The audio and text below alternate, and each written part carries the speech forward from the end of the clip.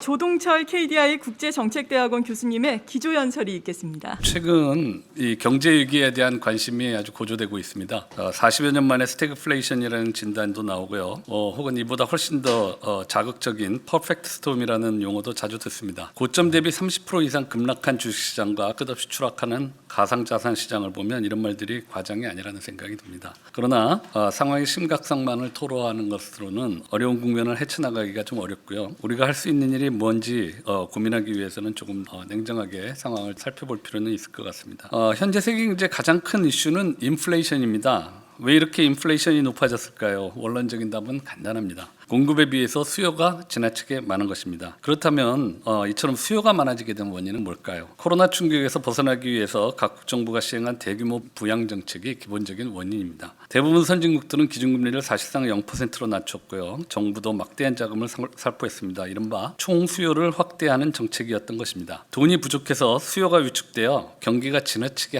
하강하는 것을 막아보겠다는 시도였습니다. 어떤 의미에서 이런 정책들은 성공적이었습니다. 코로나 사태가 발발한 지 반년이 채 안 돼 하반기부터 세계 경제가 반등하기 시작한 것입니다. 그리고 그 중심에는 미국이 있었고요. 문제는 그 이후 발생했습니다. 경기가 회복되기 시작한 이후에도 추가적인 대규모 부양 정책을 계속했고요. 그 대표적인 예로 바이든 행정부가 출범한 직후인 2021년 초에 집행된 1.9조 달러 규모의 부양 패키지는 그 대표적 사례였던 것입니다. 무려 2천조 원이 넘는 돈이 그냥 한꺼번에 뿌려진 거죠. 우리 경제 규모로 환산을 해도 GDP의 9% 정도라면은 우리 경제에서도 200조 원 정도의 현금이 살포된 정책이었다 이렇게 보실 수가 있겠습니다. 그 결과 미국 경제의 수요는 급격히 팽창하기 시작하였으나 글로벌 공급망 차질 등으로 공급 측면이 기대만큼 받쳐주지 못하면서 인플레이션이 발생하기 시작했고요. 설상가상으로 금년 들어서는 우크라이나 전쟁까지 발발하면서 40년 동안 경제학 교과서에 잠자고 있었던 인플레이션이 깨어나기 시작했습니다. 뒤늦게 문제의 심각성을 인식한 미 연준의 과격한 금리 인상이 추진되면서 작금의 세계 금융시장은 실로 공포에 빠져 있습니다. 엑셀러레이터에서 발을 떼자마자 급브레이크를 밟는 그런 형국입니다. 현재와 같은 급격한 금리 인상이 이어질 경우 금년 하반기 이후 미국 경제는 크게 위축될 거고요. 전 세계 어느 경제도 이러한 충격에서 자유로울 수는 없을 겁니다. 우리 경제도 작년까지 세계 경제의 회복 덕분에 수출을 중심으로 상당한 경기 회복을 이루었습니다. 수출 대기업을 중심으로 상장사들이 사상 최대의 이익을 실현하기도 했고요. 이런 경기 회복의 결과 금년 들어 고용시장도 코로나 충격에서 벗어나고 있습니다. 실업률은 2000년 이후 가장 낮은 수준이고 불완전 취업자나 잠재적 구직자도 크게 줄었습니다. 아마 실제 현장에서 일하시는 분들도요. 사람 구하기가 이전보다 훨씬 힘들어졌다고 느끼는 기업들이 많이 있을 겁니다. 이런 노동시장 상황이 공포에 휩싸인 금융시장과 너무나 대조적이라고 보일 수는 있겠습니다만은 노동시장이 항상 경기에 후행하고 금융시장은 선행한다는 점을 감안한다면은 앞을 내다볼 때 금융시장 상황이 더 의미가 있는 것이 아니겠느냐 이렇게 생각을 해보실 수가 있겠습니다. 제가 노동시장 회복을 언급하는 이유는 현재 우리 경제가 처한 상황이 심각하지 않다고 말하기 위한 것이 아닙니다. 미국만큼은 아닐지 몰라도 우리 경제도 이제 상당한 공급 측면의 제약에 직면해 있다는 점을 강조하기 위함입니다. 5%를 넘나드는 인플레이션의 상당 부분이 유가나 농산물 가격 급등과 같은 외부 여건에 기인한 것이기는 합니다. 그렇지만 우리 내부의 경제 상황도 공급 확대가 뒷받침되지 않는다면 인플레이션이 지속될 위험에 노출되어 있다는 점을 말씀드리기 위한 것입니다. 실제 한국은행은 인플레이션 억제를 위한 추가적인 금리 인상을 공표해 놓고 있고요. 정부도 재정 건전성 회복을 위해 향후 수년간 긴축적인 행보를 취해야 할 것으로 보입니다. 다시 말씀드려서 현 시점에서 추가적인 수요 확대 정책은 바람직하지 않을 뿐 아니라 기대하기도 어렵습니다. 이처럼 작금의 세계 경제 상황은 수요 진작을 통한 경제 성장의 한계를 적나라하게 보여주고 있습니다. 가구주의 돈벌이 능력이 나아진 게 없는데 가구원들이 소비를 계속 늘려가면 이 집안은 결국 망합니다. 나라 경제에서도 공급 능력이 나아진 게 없는데 한없이 수요만 확대시키면 문제가 심각해집니다. 그 초기 단계가 인플레이션이고 이게 극심해질 경우에는 나라도 망하지 않는다는 보장이 없습니다. 결국 공급 측면이 확충되지 않고 수요 측면만 자극해서는 지속적인 성장을 기대할 수 없다는 점입니다.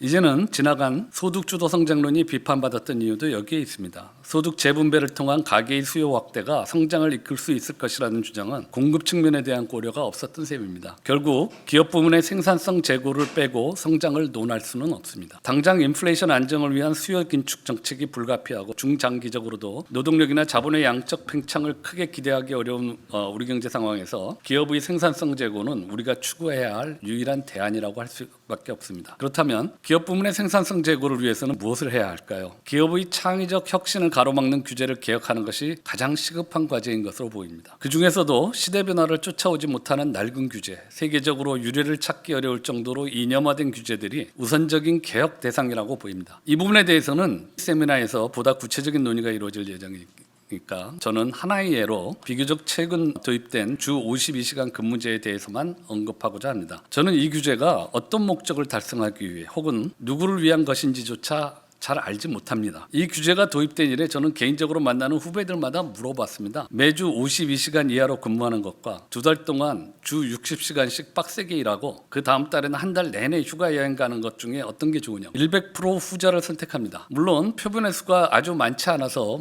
장담하기는 어렵겠습니다만은 이런 점들을 감안하면 이 제도를 도입한 분들은 여전히 18세기나 19세기의 공장 생산 라인에서 노동자들을 착취하고 있는 악덕 기업주들을 염두에 두고 계셨던 것이 아닌가 하는 생각을 개인적으로 지우기 어렵습니다. 4차 산업혁명이 화두고요. 실제 실로 다양한 형태의 근로자가 생기고 있는 요즘 이런 획일적인 규제를 거침없이 밀어붙이면서 어떻게 기업의 창의성을 기대할 수 있을까요? 호봉제를 비롯한 경직적 임금체계, 귀족노조의 특권을 보호하는 노사관계 규제 등 기업의 합리적이고 창의적인 의사결정을 저해하는 노동 관련 규제들은 헤아리기 힘들 정도입니다. 노동 관련 규제 이외에도 우버 논란에 의한 타다 사태, 골목상권 보호를 명분으로 한 대형 소매업 영업 규제, 각종 건축 규제, 교육 관련 규제 등 시대를 따라가지 못하는 불합리한 규제들이 비상하고자 하는 창의적 기업들의 날개를 꺾어놓고 있는 것입니다. 노동력이나 자본의 양적 팽창을 크게 기대하기 어려운 우리 경제에서 주어진 자원을 보다 효율적으로 재배치하는 구조조정을 통해 경제 전반의 생산성을 향상시키는 것은 새로운 영역을 개척하는 혁신만큼이나 성장을 위해 중요한 과제입니다. 합리적인 경제 구조조정은 우리 경제가 외부 충격의 부정적 파급을 완충시키기 위해서도 필수적입니다. 주지하다시피 현재의 어려움을 촉발한 요인들은 대부분 우리 경제 외부에서 발생했습니다. 우크라이나 전쟁,